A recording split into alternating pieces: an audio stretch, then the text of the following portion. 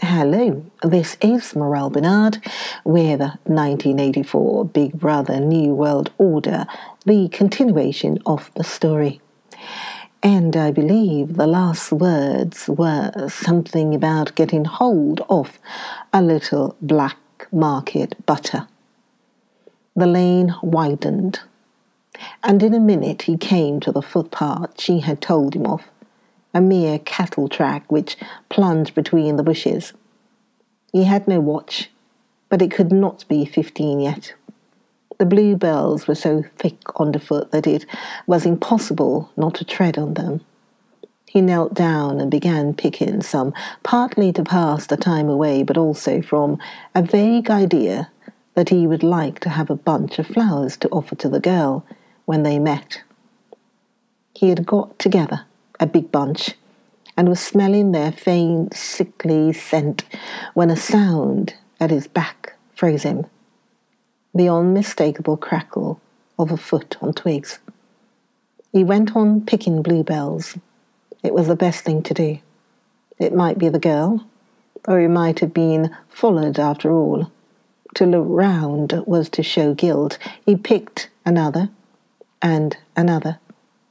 A hand fell lightly on his shoulder. He looked up. It was the girl. She shook her head, evidently as a warning that he must keep silent, then parted the bushes and quickly led the way along the narrow track into the wood. Obviously, she had been that way before, for she dodged the boggy bits as though by habit. Winston followed, still clasping his bunch of flowers. His first feeling was relief, but as he watched the strong, slender body moving in front of him, with a scarlet sash that was just tight enough to bring out the curve of her hips, the sense of his own inferiority was heavy upon him. Even now it seemed quite likely that when she turned round and looked at him, she would draw back after all. The sweetness of the air and the greenness of the leaves daunted him. Already, on the walk from the station, the May sunshine had made him feel dirty and isolated, a creature of indoors with the sooty dust of London in the pores of his skin. It occurred to him that till now she had probably never seen him in broad daylight in the open. They came to the fallen tree that she had spoken of. The girl hopped over and forced apart the bushes, in which there did not seem to be an opening. When Winston followed her, he found that they were in a natural clearing, a tiny grassy knoll surrounded by tall saplings that shut it in completely. The girl stopped and turned. "Here we are," she said. He was facing her, at several paces' distance. As yet he did not dare move nearer to her.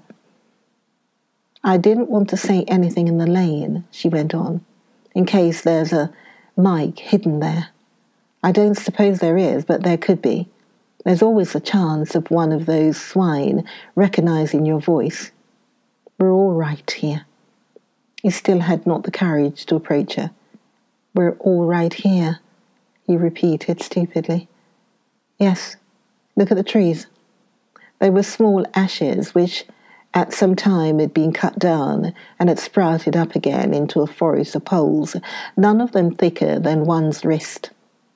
"There's nothing big enough to hide a mic in. Besides, I've been here before." They were only making conversation. He had managed to move closer to her now.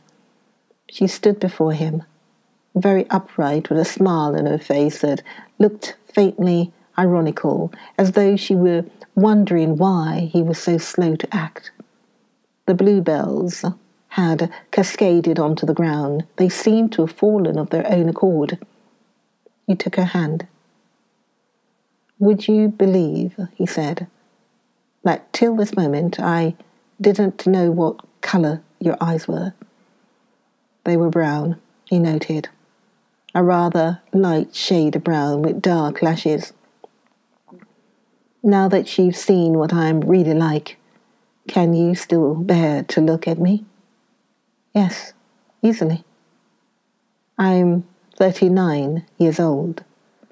I've got a wife that I can't get rid of.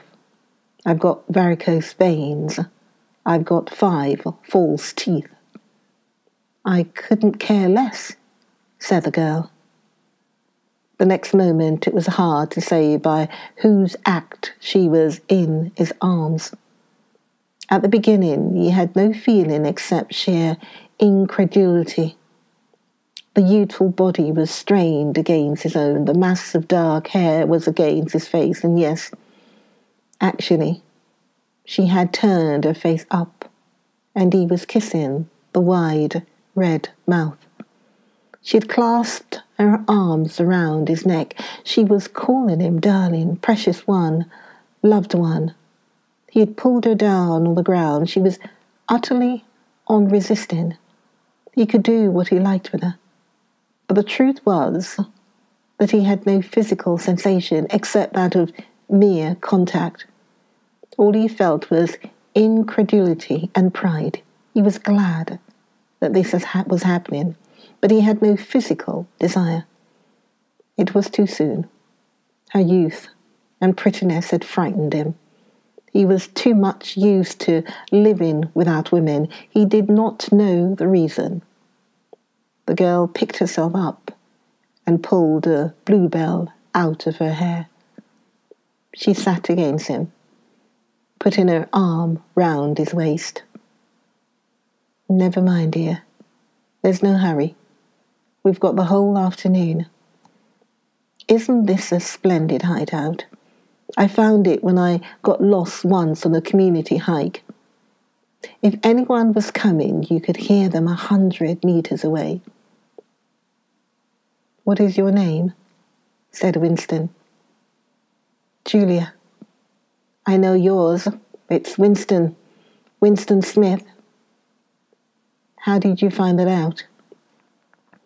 I expect I'm better at finding things out than you are. Dear, tell me, what did you think of me before that day I gave you the note? You did not feel any temptation to tell lies to her. It was even a sort of love offering to start off by telling the worst. I hated the sight of you, he said. I wanted to rape you and then murder you afterwards. 2 weeks ago I thought seriously of smashing your head in with a cobblestone, if you really want to know. I imagine that you had something to do with the thought police. The girl laughed delightedly, evidently taking this as a tribute to the excellence of her disguise. Not the thought police. You didn't honestly think that. Well, perhaps not exactly that, but from your general appearance, merely because you're young and fresh and healthy, you understand. I thought that probably you thought I was a good party member, pure in word and deed, banners, processions, slogans, games, community hikes, all that stuff. And you thought that if I had a quarter of a chance, I'd denounce you as a thought criminal and get you killed off. Yes, something of that kind. A great many young girls are like that, you know. It's this bloody thing that does it, she said, ripping off the scarlet sash of the Junior Anti-Sex League and flinging it onto a bow. Then, as though touching her waist had reminded her of something, she felt in the pocket of her overalls and produced a small slab of chocolate. She broke it in half and gave one of the pieces to Winston. Even before he had taken it, he knew by the smell that it was very unusual chocolate. It was dark and shiny and was wrapped in silver paper. Chocolate normally was dull brown, a crumbly stuff that tasted, as nearly as one could describe it, like the smoke of a rubbish fire. But at some time or another, he had tasted chocolate like the piece she had given him, the first whiff of its scent had stirred up some memory which she could not pin down, but which was powerful and troubling. "Where did you get this stuff?" he said. "Black market," she said indifferently. "Actually, I am that sort of girl to look at. I'm good at games. I was a troop leader in the Spies. I do voluntary work 3 evenings a week for the Junior Anti-Sex League. Hours and hours I spend pasting their bloody rot all over London. I always carry one end of a banner in the processions. I always look cheerful and I never shirk anything. Always yell with the crowd. That's what I say. It's the only way to be safe." The first fragment of chocolate had melted on Winston's tongue. The taste was delightful, but there was still that memory moving round the edges of his consciousness, something strongly felt, but not reducible to definite shape, like an object seen out of the corner of one's eye. He pushed it away from him, aware only that it was the memory of some action which he would have liked to undo, but could not. "You are very young," he said. "You are 10 or 15 years junior than I am. What could you see to attract you in a man like me?" It was something in your face. I thought I'd take a chance. I'm good at spotting people who don't belong. As soon as I saw you, I knew you were against them. Them, it appeared, meant the party. And above all, the inner party, about whom she talked with an open, jeering hatred which made Winston feel uneasy, although he knew that they were safe here, if they could be safe anywhere. A thing that astonished him about her was the coarseness of her language. Party members were supposed not to swear, and Winston himself very seldom did swear, aloud at any rate. Julia, however, seemed unable to mention the party, and especially the inner party, without using the kind of words that you saw chalked up in dripping alleyways. He did not dislike it. It was merely one symptom of a revolt against the party in all its ways, and somehow it seemed natural and healthy, like the sneeze of a horse that smells bad hay. They had left the clearing and were wandering again through the checkered shade with their arms round each other's waist whenever it was wide enough to walk two abreast. He noticed how much softer her waist seemed to feel now that the sash was gone. They did not speak about a whisper. Outside the clearing, Julia said it was better to go quietly. Presently they had reached the edge of the little wood. She stopped him. "Don't go out into the open. There might be someone watching. We're all right if we keep behind the boughs." They were standing in the shade of hazel bushes.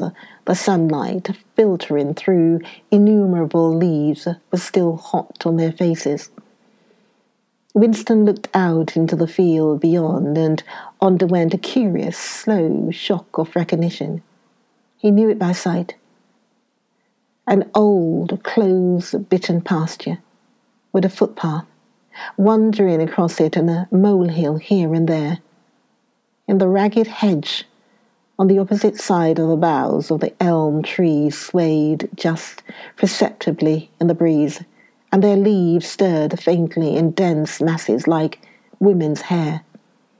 Surely somewhere nearby, but out of sight, there must be a stream with green pools where dace were swimming.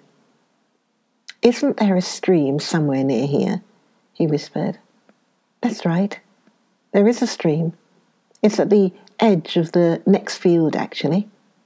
There are fish in it, great big ones. You can watch them lying in the pools under the willow trees, waving their tails." "It's the golden country almost, he murmured.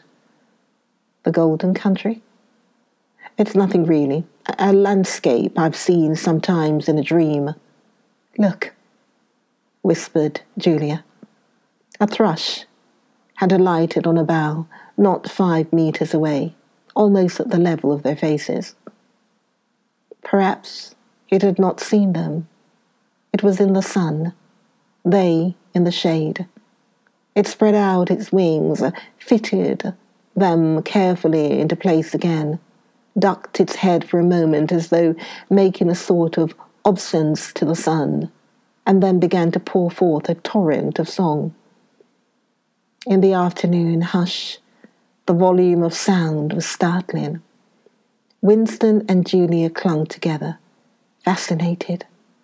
The music went on and on, minute after minute, with astonishing variations, never once repeating itself, almost as though the bird were deliberately showing off its virtuosity. Sometimes it stopped for a few seconds, spread out and resettled its wings, then swelled its speckled breast and again burst into song. Winston watched it with a sort of vague reverence. For whom, for what, was that bird singing?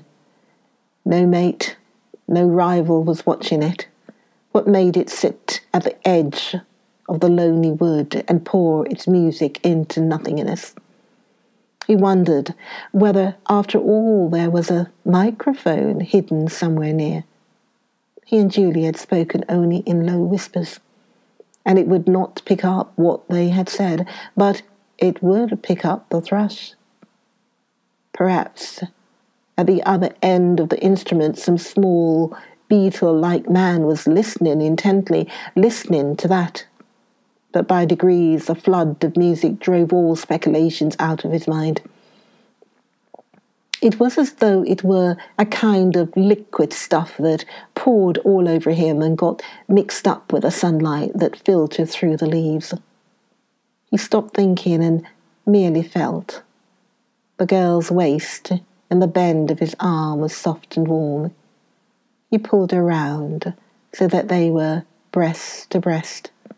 Her body seemed to melt into his. Wherever his hands moved, it was all as yielding as water. Their mouths clung together.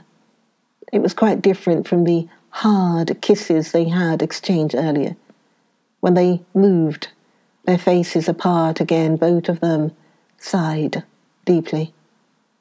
The bird took fright and fled with a clatter of wings.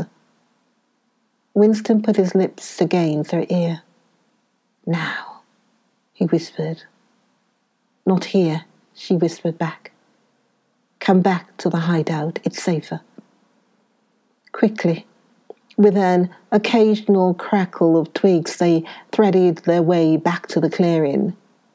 When they were once inside the ring of saplings, she turned and faced him. They were both breathing fast, but a smile had reappeared round the corners of her mouth. She stood looking at him for an instant, then felt at the zipper of her overalls. And yes, it was almost as in his dream, almost as swiftly as he had imagined it, she had torn her clothes off. And when she flung them aside, it was with that same magnificent gesture by which a whole civilization seemed to be annihilated. Her body gleamed white in the sun. But for a moment, he did not look at her body. His eyes were anchored by the freckled face with its faint, bold smile. He knelt down before her and took her hands in his. Oh, you now listen to the next episode of 1984, Big Brother, New World Order. Listen to the next episode, the next video of 1984, Big Brother, New World Order, with me, Morel Benard. Look forward to seeing you in the next video. Bye for now.